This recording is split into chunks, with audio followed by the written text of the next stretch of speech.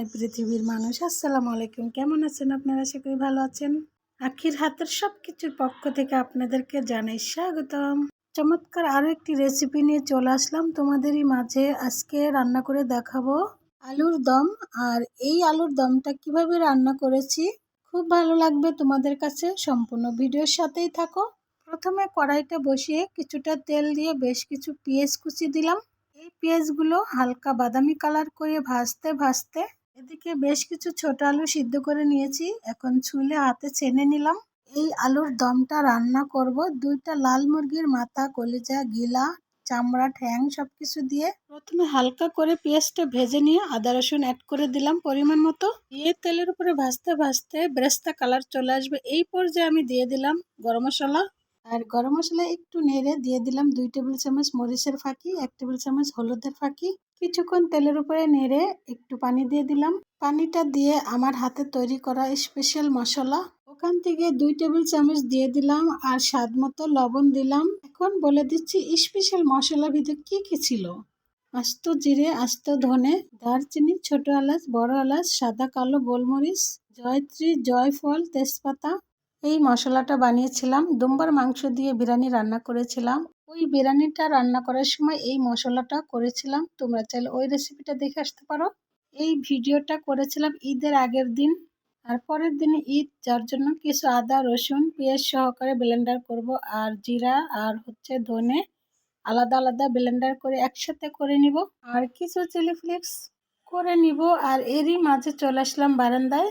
হঠাৎ করে সাহেব 2টি পাখি নিয়ে এসেছে, কত সুন্দর দেখো।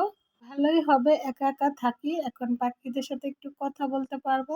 আর ঈদের পরেই তো চলে যাবে ছেলে মাদ্রাসায়, মেয়ে কুমিল্লায়, যার জন্য একা একা থাকা হয়। চলে আসলাম আবারও রান্নাঘরে। আর এইদিকে মাংসটা খুব সুন্দর করে কষানো হয়ে গেছে, আরো সুন্দর করে কষাবো, যার জন্য আরো কিছুটা পানি দিব, দিয়ে আরো কিছুক্ষণ এইভাবেই রান্না করে নিব। 1 থেকে 2 বার এভাবেই পানি দিয়ে সম্পূর্ণ রান্নাটা করে নিব। আলুটা দেওয়ার পরে খুব একটা রান্না করব না, তার আগেই যেন আমার মাংসটা রান্না করা হয়ে যায়, তাই এভাবেই কয়েকবার পানি দিয়ে খুব সুন্দর করে রান্নাটা করে নিলাম। এদিকে চলে আসলাম আর সেই ভেজে রাখা সব কিছু ব্লেন্ডার করে নিব এক এক করে। জিরাটাও আলাদা ব্লেন্ডার করে নিব, আর এইদিকে মরিচের বিচিটা আলাদা করে নিলাম। মরিচের খোসাটা শুধু ব্লেন্ডার করব, বিচিটা পরে একসাথে করে দিব। জিরে আর ধনে আলাদা করে ব্লেন্ডার করে খুব সুন্দর করে একসাথে মিশিয়ে নিলাম। এদিকে মাংসটাও খুব সুন্দর করে কষানো হয়ে গেছে, পানিটাও প্রায় শুকিয়ে গিয়েছে। এই পর্যায়ে দিয়ে দিব হাতে ছেনে রাখা আলু। কিছুক্ষণ এভাবে কষিয়ে নিব। বেশ কিছুক্ষণ কষিয়ে নিয়েছি, যতক্ষণ না তেলটা ভেসে উঠেছে ঠিক ততক্ষণ এইভাবে কষিয়ে নিয়েছি। আরও কিছুটা লবণ লাগবে, তো লবণটা দিলাম। আর সেই ভেজে রাখা জিরা আর ধনে একসাথে ব্লেন্ডার করা ওখান থেকে 1 টেবিল চামচ দিয়ে খুব সুন্দর করে নেড়েচেড়ে মিশিয়ে নিলাম। মাশাআল্লাহ, রান্নাটা কিন্তু চমৎকার হয়েছিল, খুবই মজাদার এবং সুস্বাদু হয়েছিল। এভাবে তোমরাও রান্না করে খেতে পারো।